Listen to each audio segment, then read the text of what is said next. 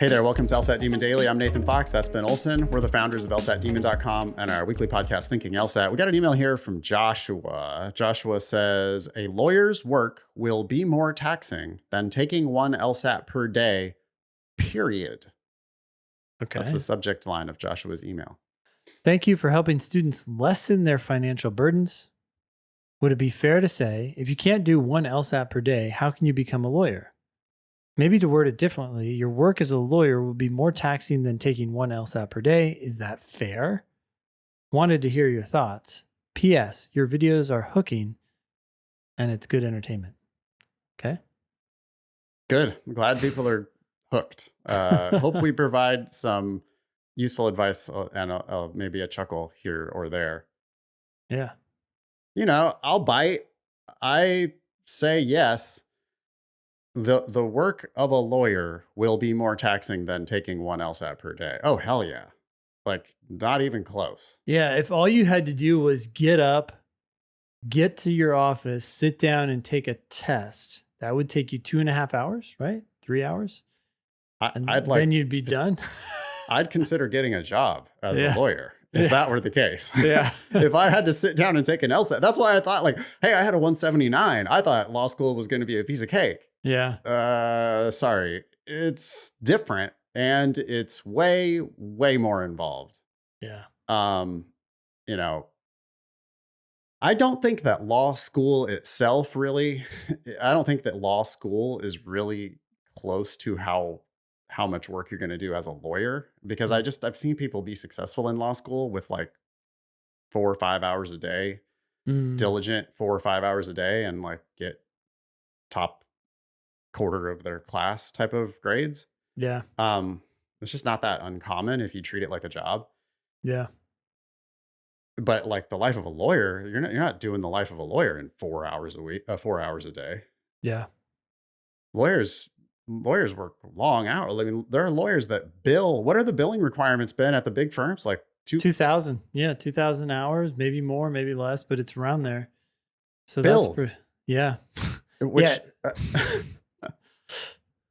I mean, unless you're seriously fudging it, how do you possibly bill 2,000 hours a week? 2,000 hours a year is 40 hours a week times 50 weeks. Yep. So if you've got a couple weeks for vacation and holidays and whatnot, then you're going to be billing. Yeah. Not to mention holidays, right? Like, oh, it's Labor Day. Oh, it's Memorial Day. Oh, it's this day off and that day off. And sorry, dude, 2,000 hours per year is 2,000 hours per year. That's 40 hours a week. And no one bills every hour that they work. It's just not possible. Unless, again, you're totally fudging it, right? Yeah. I mean, you could bill hours you didn't even work, or you could bill you could work for 45 minutes and bill the client 2 hours. But here's the rub, right? You have to produce work that matches or that is justified or could justify those hours that you're billing. And really the problem for most people, especially when they're starting out, is the reverse, right? They work for 4 hours, but they can only bill 2 of course, because that's the quality that they produced. Or of course, the partner said, yeah, do this over again and don't bill for any of this because it's garbage. And we just have to, right. So we're going to have to eat it. Yeah. I mean, and maybe, but Ben and Nathan, we're not going to go into corporate law. We're not going into big law. We're going into, we're going to work as a public defender. Yeah. Okay. Then you have people's lives on the line, and you got to make sure you deliver. And you're probably going to work 9 to 5 in that job. I mean, that's like, or maybe 410s or whatever. But yeah, like I'm pretty sure you're going to be working 40 hours a week if you're a government lawyer. And is that more taxing than doing one LSAT per day? Hell yeah, it is. LSAT is 3 times 35 minutes. Well, 4 times 35 minutes if you add in the experimental section. 4 times 35 minutes is 2 hours and 20 minutes. 2 hours, Ben, and 20 minutes. Plus a 10-minute break, right? So 2.5 hours. 2.5 hours if you give yourself the 10-minute break. And yeah, that's the law work that you're going to be doing. It takes a lot longer and it's just far higher stakes. What do you think about if you can't do one LSAT per day, how can you become a lawyer? If you can't? Well, I mean, that's assuming you don't have a job. Like sometimes people have jobs, right? And so then It's not Right. surprising that they can't do an LSAT in the evening.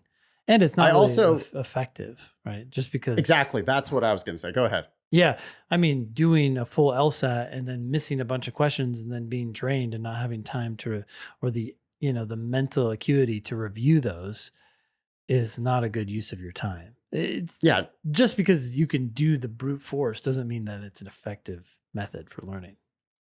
right, and I worry that because we don't hadn't have any idea what Joshua is currently doing for LSAT prep, but there are people out there who think that, like, do a full test every single day is a good LSAT prep, and I would say it might work, like, that might certainly be sufficient. Ooh, but it's not something that we would recommend. It's not necessary, and it's probably not optimal.